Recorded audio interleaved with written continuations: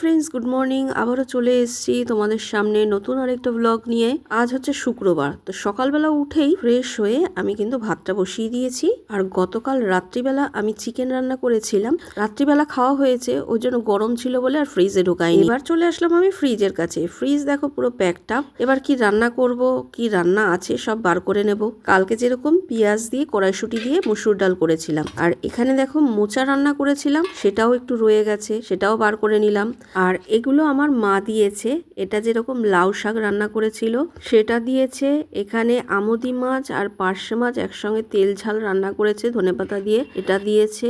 আর এখানে দেখো শুটকি মাছের তরকারি, এটাও দিয়েছে। তবে শান যায়নি, আর সোনু তো অফিস চলে গেছিল, আমি বরঞ্চ গেছিলাম। কেন গেছিলাম সেটাও তোমাদের বলছি পরে। এদিকে চাটা ছেঁকে নিয়ে খেয়ে নি। আর এদিকে দেখো সব গরম বসিয়ে দিয়েছি।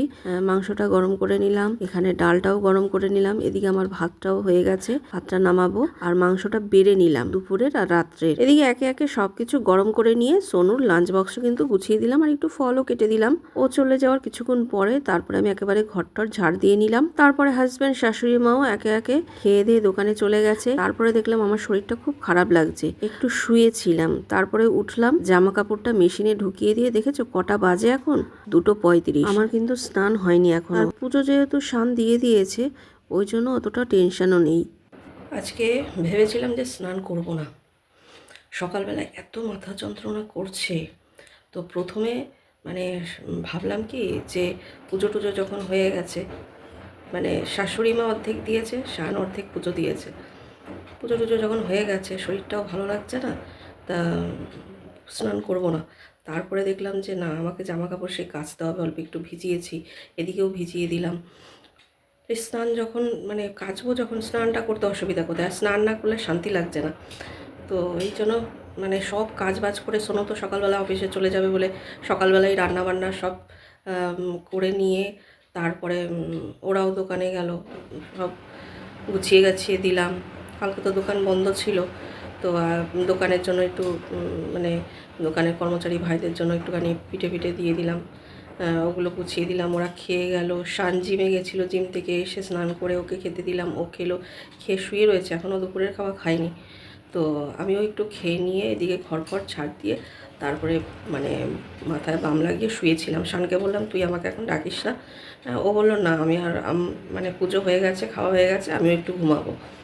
তা ও এখনও ওঠেনি। তা 2টোর সময় দেখি মা ফোন করেছে, মা আবার বোনের বাড়িতে গেছে, ওইখানে গিয়ে ফোন করেছে। তো তখন আর বললাম না, 2টো বাজে, উঠে পড়ি। উঠে তারপরে এই স্নান টানগুলো, জামা কাপড়গুলো কেচে স্নান করে আসলাম। তো কালকে তো দোকান বন্ধ ছিল বৃহস্পতিবার বলে, কালকে গেছিলাম আমার হাজব্যান্ডকে আবার নিয়ে ডাক্তারের কাছে চোখের জন্য। আর আমার বাবাকে নিয়ে গেছিলাম সোমবার দিন। আমি একাই গেছিলাম, আর কালকেও আমার হাজব্যান্ডকে নিয়ে গেছিলাম। তো গেছিলাম ডাক্তার দেখাতে, কিন্তু ওখান থেকে অনেক কাজ সেরে, মানে শাশুড়ি মায়ের দোকানের মাল টাল নিয়ে এসেছি, হ্যাঁ, কাজ সেরে তারপরে বাড়িতে ঢুকেছি। পরশু দিন যেহেতু পৌষ সংক্রান্তি গেছে, কালকে এই জন্য মায়ের ওইখানেও একটুখানি পিঠে দিয়েছি, আমার বাপের বাড়িতে, বড় ননদের বাড়িতেও পিঠে দিয়েছি, আবার মাও দিয়েছে, আমার ননদও পাঠিয়ে দিয়েছে পিঠে পুলি।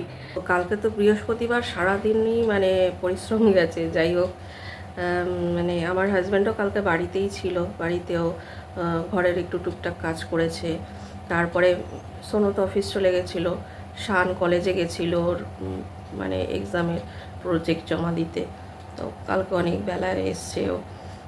তা ও আসার পরে শাশুড়িমা বাড়িতে ছিল, ও আর শাশুড়িমা ছিল, আর আমরা দুজন আবার বেরিয়েছি। তো রাত্রিবেলা, কালকে সকালবেলার দিকে নিরামিষ রান্না করেছিলাম। তো রাত্রিবেলা ভেবেছিলাম যে কিছু করবো, মানে ছুটির দিন হলে একটা ভালো মন্দ কিছু রান্না করা হয়। তো পরশু দিন যেহেতু নিরামিষ খেয়েছি, কালকে সকালবেলাও নিরামিষ, তো শান বলেছিল একটু চিকেন আনতে। তো সকালবেলা আমার হাজব্যান্ড আর বাজারে যায়নি, এদিকে টুকটাক ঘরের কাজকর্ম করেছে। ঘরের কাজ বলতে এই যেমন ওয়াশরুমের এগুলো পরিষ্কার করেছে, এই টুকটাক কাজ। তো এই জন্য তারপরে আবার ডাক্তারের কাছে গেছি, ওই জন্য আর হয়নি। তো রাত্রিবেলা চিকেন নিয়ে এসেছিলো, চিকেনটা রান্না করেছিলাম, বেশি করেই করেছি। রাত্রিবেলা ভেবেছিলাম যে কড়াইশুঁটির কচুরি করা বলেছিল করতে, তো ভাবলাম যে পিঠাপুলি খেয়েছে, দুধের এইসব পায়েস খেয়েছে, হ্যাঁ, এগুলি খেয়ে যদি আবার এই তেলের কড়াইশুঁটির কচুরি, চিকেন, আলুর দম, কারণ চিকেন করলে আমরা খাবো, মা তো খাবে না, মায়ের জন্য আবার আলাদা করে আলুর দম বা ডিম কষা যাই হোক খেতে হবে, করতে হবে। তো এই একসঙ্গে যদি করি এইগুলো মানে শরীর খারাপ অবধারিত হবে। তো বললাম যে না, তাহলে শাশুড়ি মা বললো আমি পিঠে পুলি খেয়ে নেবো আর রাতে কিছু খাবো না। তা ওই চিকেন নিয়ে এসেছিলো, চিকেনটা রান্না করেছি আর প্লেন ভাত করেছিলাম, গরম ভাত করেছিলাম, ওই খেয়েছে সবাই রাত্রিবেলা। তা কড়াইশুঁটি কিছুটা সেদ্ধ করার রয়েছে, দেখি পারলে আজকে করব। মানে অনেক কড়াইশুঁটি নিয়ে এসেছিলো কালকে আমার হাজব্যান্ড, ওই ছুলেছে বসে বসে। আগেরটা আমি ছুলেছি, ও এইবারেরটা ছুলেছে। বললো করো, তা আমি বললাম না আজকে আর করবো না, দেখি কাল পরশুর মধ্যে করব।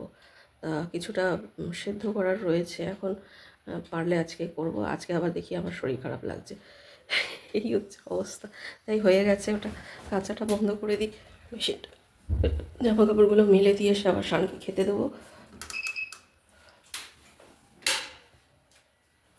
তো আগের দিন দেখো পর্দা টর্দাগুলো নামিয়ে কেচেছিলাম, তো ওগুলো লাগিয়ে দেব। আর জামা কাপড়ও কেচেছি, ওগুলো ভাঁজ করে নেব। দেখো জামা কাপড়গুলো ভাঁজ করে নিলাম, পর্দাগুলোও লাগিয়ে দিলাম। এবার যার ঘরে যেটা সেটা রেখে আসবো, মানে মায়ের ঘরে মারটা, সোনুশানের ঘরে সোনুশানেরটা, আমাদের ঘরে আমাদেরটা। সোনু আবার অফিস থেকে আসার পথে দুটো পেস্ট্রি নিয়ে এসছে, রান্নাটা করে নিই। কড়াইশুঁটি তো সেদ্ধ করাই ছিল, বার করে নিলাম। দেখো ফ্রেন্ডস, ভেবেছিলাম শুধু আলুর দম করবো, তো ভাবলাম কালকে তো শনিবার, নিরামিষ রান্না, তো ভাবলাম কটা সোয়াবিন দিয়ে দিই। ওই আলুর দমের মতনই একটু কষা কষা করবো, আলু কেটেছি কষা কষা করবো। সোয়াবিন দিয়ে দিলে কালকে ভাত দিয়েও খেতে পারবে, সোনুর তো অফিস আছে, ওই জন্য ভাবলাম যে সোয়াবিনটাই করি, শুধু আলুর দম করে লাভ নেই। আর কালকে যেহেতু শনিবার, ওই জন্য সব গ্যাস ট্যাস পরিষ্কার করে নিয়ে তারপরে এই করছি। আর এই যে সেদ্ধ কড়াইশুঁটিটা বার করে নিয়েছি, এটা দিয়ে এইবার ময়দাটা মাখবো, তারপরে পুরটা করব। দেখো আমি সোয়াবিনটা সেদ্ধ করে দিয়ে দিলাম আর আলুটা ভেজে নিয়েছি। আলুর মানে সোয়াবিনের মতনই কিন্তু আলুটাকে কেটেছি। এটা আমি বড় বড় করে কাটতে পারতাম আলুর দমের মতন, কিন্তু সোয়াবিন যেহেতু ছোটো, ওই জন্য ওই সাইজেরই কিন্তু আলুটা আমি কেটে নিয়েছি, তাতে কি ভালো হবে তরকারিটা। আর নিরামিষ করছি তো একটু কষা কষাই করবো, কষিয়ে নিই। আলুটাকে ভেজে নিয়েছি, কষিয়ে নিয়ে তারপর পরিমাণ মতন ঝোল দিয়ে আমি লাস্টে গরম মশলা আর একটু ধনে পাতাও দেবো। আর এদিকে দেখো ময়দা নিয়ে নিয়েছি আর কড়াইশুঁটিটাকে এর মধ্যে মশলা দিয়ে মাখবো, মেখে তারপরে এই ময়দার সঙ্গে মেখে নেব। দেখো তরকারি কিন্তু আমার হয়ে গেছে, গ্যাসটাকে অফ করে দেবো এবার। এখনের জন্য অল্প করে রাখলাম আর কালকের জন্য বেশিটা রেখে দিলাম, কারণ চিকেন রয়েছে আর এখানে একটু ভাত রয়েছে। দেখো কড়াইশুঁটির পুরটা কিন্তু আমি মেখে নিয়েছি এর মধ্যে মশলা দিয়ে, আলাদা করে আর পুর ভরবো না, এই ময়দার সঙ্গে একেবারে মেখে নিয়েছি। আর এটাও মেখে রেখে দিলাম, ওরা আসলে গরম গরম ভেজে দেবো। কচুরিটা এভাবেই করব, অন্য সময় তো পুর ভরে দিই, আবার এরমভাবেও করি। আর পুর ভরলে কি বলো তো, পুর ভরলে না অনেক টাইম লাগে আর সেই বড় বড় হয়ে যায়, অনেক বড় বড়। তা এইটা আজকে লুচির থেকে একটু বড়ই করব। যাই হোক, এইটা অতটা ঝামেলা নেই, একেবারে মেখে নিলাম তো অতটা ঝামেলা নেই, কিন্তু ওই পুর ভরাটাতেই ঝামেলা। তো যাই হোক করে নিলাম। ছেলেরা কবের থেকে বলছে, আমার হাজব্যান্ডও বলছে কবের দিয়ে যে কচুরি করো কচুরি করো। তো কড়াইশুঁটির কচুরি এই শীতে একবারও করা হয়নি। তো এই কালকেই ভেবেছিলাম করব, কিন্তু ওই যে বললাম না সংক্রান্তির সব পিঠেপুলি খাওয়া হয়েছে, হ্যাঁ এই জন্য করিনি। তা এইটাও তো আর বেশি দিন রেখে দিতে পারবো না, সেদ্ধ করে রেখেছি যেহেতু, ওই জন্য করে নিলাম।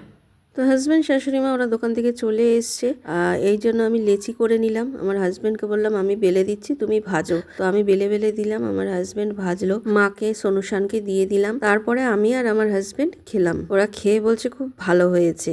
আমি বললাম ভালো হলেই ভালো, তোরা খেয়ে ভালো বললেই ওতেই আমি খুশি। ঘরের সবাই খেতে পছন্দ করে, তো আজ করি কাল করি, করবো তো নিশ্চয়ই, কিন্তু সেটা আমার সময় বুঝে। আর সব থেকে বড় কথা সবকিছু ব্যালেন্স রেখে, যাতে খেয়ে দিয়ে কারো শরীর অসুস্থ না হয়। তো মা খেয়ে দিয়ে চলে গেছে, আমার হাজবেন্ড বসে নিউজ দেখছে। আর সোনু মানে খেয়ে ব্রাশ করে নিয়েছে, আর শান খেয়ে এই যে ব্রাশ করছে। আর আমিও এদিকে বাসন টাসন মেজে ছোলা বাদাম ভেজালাম। শান বলল তুমি ভিজিয়ে দাও। তো আজকের মতো ফ্রেন্ডস ভিডিওটা এখানেই শেষ করছি। ভালো লাগলে অবশ্যই একটা লাইক করে দিও। আবার দেখা হবে নতুন আরেকটা ভিডিওর সঙ্গে। ততক্ষণ পর্যন্ত খুব ভালো থেকো, সুস্থ থেকো। Good night, tata.